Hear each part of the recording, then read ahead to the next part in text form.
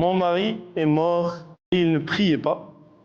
Qu'est-ce que je peux faire pour demander à Allah de lui pardonner? Cheikh, le savant, passe un bon moment à demander des questions à cette femme. Il lui dit, quand tu dis il ne priait pas, qu'est-ce que ça veut dire? Est-ce que parfois il priait et des fois il arrêtait? Et elle dit non.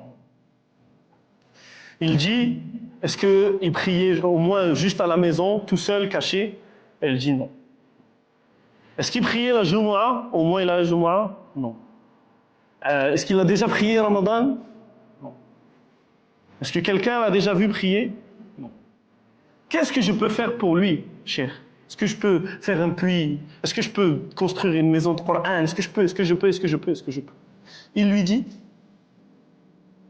tout ce que tu dis ne lui sera d'aucune utilité et il t'est interdit de prier ou de demander pardon pour lui. Il n'est pas musulman. Rien de cela ne lui va être bénéfique.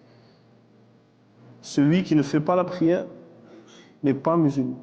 Est-ce que c'est ma parole? Est-ce que c'est la parole de ce savant? Non. C'est la parole du prophète alayhi salam. Le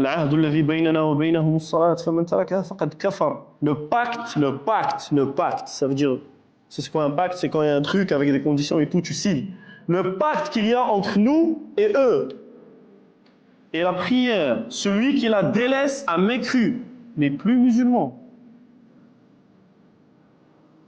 Je ne veux pas rentrer dans le détail de la divergence de est-ce que c'est celui qui ne prie pas complètement? Est-ce que ça ne suffit pas comme menace? De ne pas être musulman, peu importe, c'est comment tu délaisses la prière. La tête de l'affaire est l'islam, et son pilier est la prière. Un pilier, si tu l'enlèves, la tête de l'affaire tombe. Ça veut dire sans prière, il n'y a pas d'islam.